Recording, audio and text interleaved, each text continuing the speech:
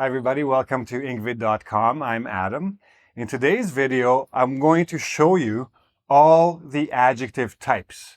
Now, the reason I'm doing this is someone asked me what's the difference between an adjective clause and an adjective phrase, and I realized that I could make a much better lesson if I showed you all the adjective types so that you can always recognize them in a sentence and understand how to use them and basically what is happening in the sentence.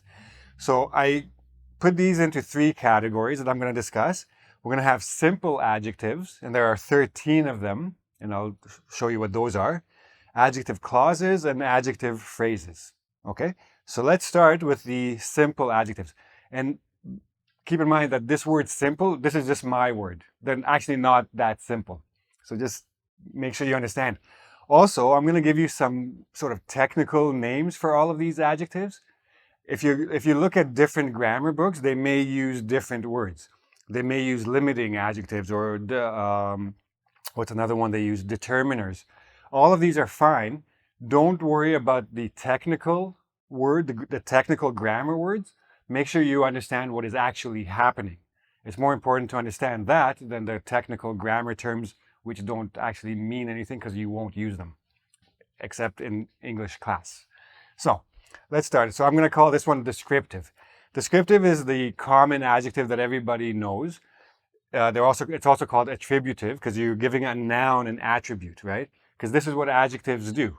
In all forms, an adjective modifies a noun. It changes a noun or it gives it more character or identity, etc. So when you're just describing something, a big dog or a small child, a heavy box, all kinds of things just to give it a little bit of character, a little bit of color. Then we have the demonstrative adjectives, also called demonstrative pronouns. This cat, these people, those houses, etc. You're pointing to something. That's why they're also called the pronouns. A compound is basically a combination of two words. Now, in this case, in this example, fat-free milk, fat and free are both adjectives joined by a hyphen, and they create a one-word adjective. This is considered now one word to modify the noun milk. But you can also have an adjective and a noun. You can have an adjective and a participle. You can have all different types of compounds that work together as an adjective. That's why they're called compounds. Quantitative, basically numbers. So 2 men, the whole cake, etc. You're basically talking about the quantity of something. A predicate adjective is the adjective that comes after the verb, but it's going to be a copula verb or a be verb. So he seems nice, he is nice. So the nice describes the subject he, not the verbs. So it's not an adverb, even though it's coming after the verb, right? And if you're not entirely sure how to use copula verbs or even what copula verbs are, I made a video about this. There's a link up there. You can review this grammar point and then come back here to see the adjectives again. Comparatives and superlatives, basically ER or EST, a taller boy, a tallest girl. And we can also have comparative and superlative phrases, which I'll show you later. As soon as you have more than one word, you're already creating a phrase. Now, there's another simple adjective called a coordinate, like the big and loud dog, but big and loud, now you have a phrase, which is why I didn't include it here. I'll talk about that when we look at phrases. Proper adjectives, just like proper nouns, you're talking about a name. So in this case, Canadian maple, as opposed to Japanese maple.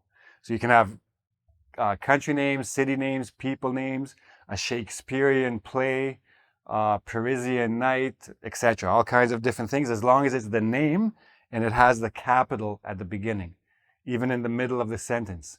So an English book, English is a proper name of a language. The E is capitalized, even though it's an adjective and inside the sentence.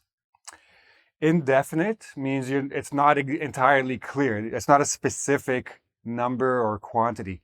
So few teachers came to school today. How many? Not entirely sure. 3, 4, 5, who knows? But few. So because we don't know exactly, it's called indefinite. Distributive, you're distributing among individual people or things or places. So each student, every teacher, all workers, etc. Interrogative. So when you have a question with a noun, that question word is technically working as an adjective. So which building do you live in? So until you answer it, the which is the adjective. When you answer it, that building is the one I live in, that is now a demonstrative adjective and it replaces the interrogative adjective. Let's go to possessive first. So possessive adjectives, also called possessive pronouns, my, your, his, her, etc. My house, his girlfriend, her teacher, and so on. Now, articles, the reason I want to mention them separately is because articles are articles. They're not actually adjectives, but they work like adjectives. They are still determinants because there are many cars, but the car is a specific one. It's a definite car, and therefore you have, you look at it like an adjective, okay? So now, if you look here, there are only 12. The 13th I'm going to talk about separately because it can be a little bit confusing. This is the participle or the participial adjective, which sometimes can be a little bit confusing. So I'll show you some examples of that. Let's look at that now. Okay, so now we're going to look at the participle adjective. And in doing so, we're already going to get a bit of an introduction into the clauses and phrases. Okay, so let's look at this. The broken window. The first thing you need to recognize is that this is actually a verb, not an adjective. But it is being used like an adjective. Why? Well, what we have here is a participle that was part of a clause, right? So the original sentence or the original idea is the window that was broken. And then we would go on with the sentence, right? The window that was broken. Now, when you have an adjective clause, and especially an identifying adjective clause, where the relative pronoun or the subordinating conjunction, both okay, the that, which, when, where, etc., is also the subject, and you have a be verb, you can take them out and reduce the clause to a participle or a participle phrase. Now, because nothing else in this clause follows broken, after I reduce it, all I have is the word broken. Now, because it's working like an adjective, I treat it like an adjective and I bring it before the noun it modifies. So then I have the broken window. Okay? But sometimes you have other words following the actual verb. So the girl who is wearing the hat. So again, I have a subject relative pronoun and I have a be verb. Now all I'm left with is the hat. Now I could leave it like this and have a participle phrase. Here I have the simple participle. I just move it as a regular adjective. I can't move the entire phrase. I can't say the wearing the hat girl doesn't work. I have to leave this here. So the girl wearing the hat said hello, right? That's the full sentence. I have a participle phrase, which I'll look again a little bit more when I look at phrases.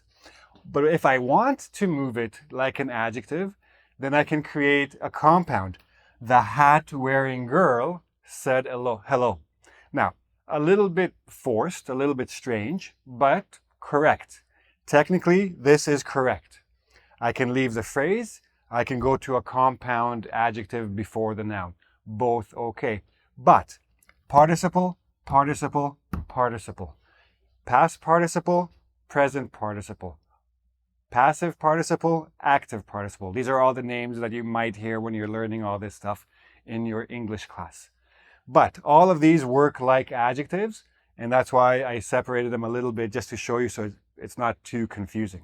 Okay, so now we're going to look at adjective clauses. Now, I'm not going to spend too much time about this because I have a very I made a video about adjective clauses before. There's a link up here if you want to get a more in-depth look at adjective clauses. But generally, what you need to know about adjective clauses is there are definite clauses and indefinite clauses. Definite ones would use that. Indefinite ones would use which. And when and where it could be indefinite or definite. When we use definite, no commas. With indefinite clauses, put commas to start and maybe finish the clause, unless it ends the sentence.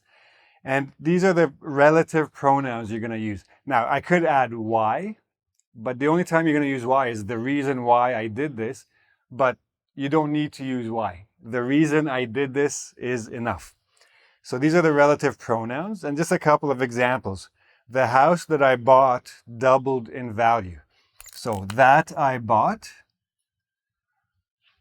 and this is the verb, doubled. So that I bought identifies which house you're talking about, this particular house. The house, which I bought last year. Now, the house is already understood. You know which house the person is talking about. He's giving you a little bit of extra information, that's why it's indefinite. It's not identifying the house. It's just giving you information about the house. And that's why I use which, and that's why I use comma and comma. Right? So that's the clause here. And the house where I grew up. So identifying which house I'm talking about. So different types of adjective clauses. Notice that here it's very common to remove that, but you still have a subject and verb, so you still have a clause. When you reduce an adjective clause by removing both the conjunction and the be verb especially, or removing the conjunction and changing the main verb into a participle, then you will be left with a phrase. But I'll look at that again in a moment. So again, clauses are very straightforward, but if you're not sure, watch the video about adjective clauses and you'll have a better understanding of these. Okay, so now finally we have the phrases. And this is where people get a little bit confused because they don't realize that a whole phrase is actually acting as a single adjective to a single noun, right? And always remember that an adjective must always be very, very connected to the noun it's modifying, except the predicate adjective, which comes after the verb. But we're going to see that in a moment.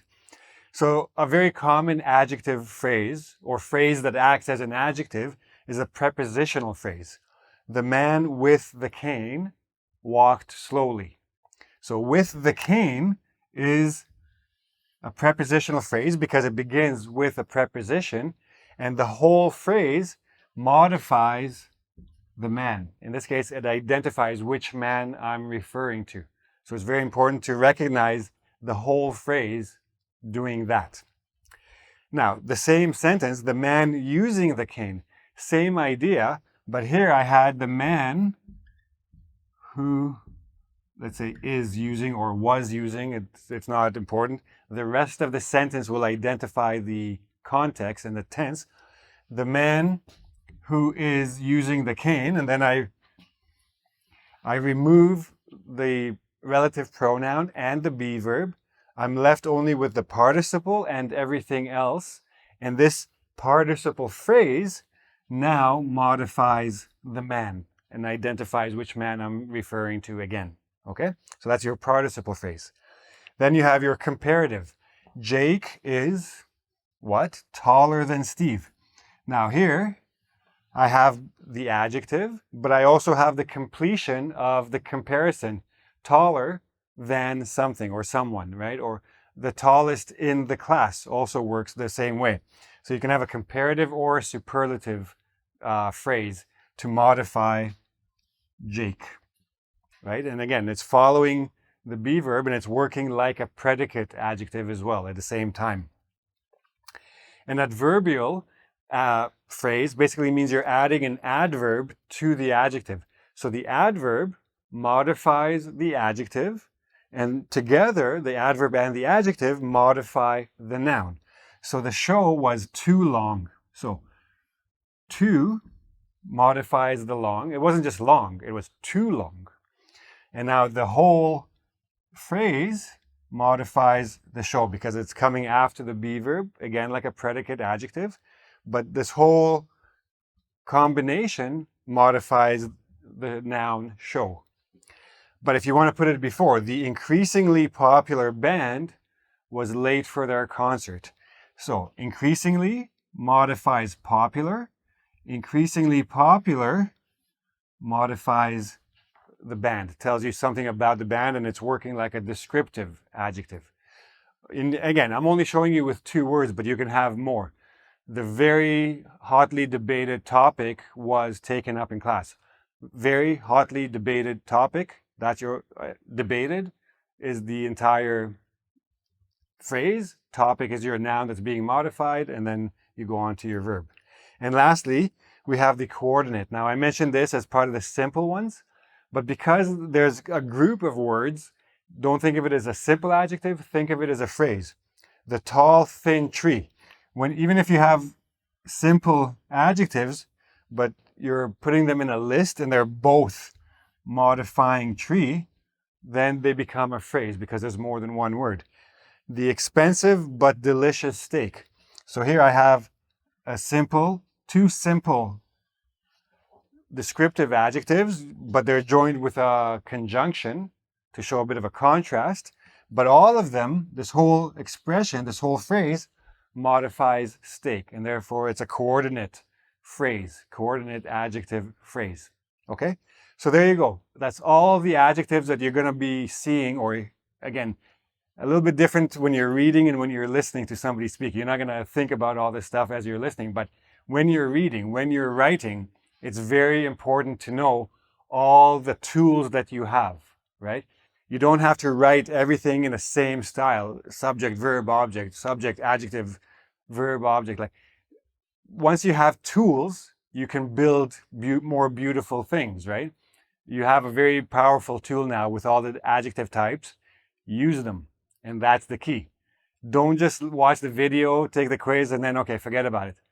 Watch the video, take the quiz, and then write things, write notes to each other, write notes to me, and I'll be happy to read them. I'll even be happy to answer questions. If you go to ingvid.com, there's a comment section, you can ask me there. Take the quiz, make sure you understand all of these, and come back next time. I'll give you some more useful grammar tips and more tools to make you better communicators. See you then.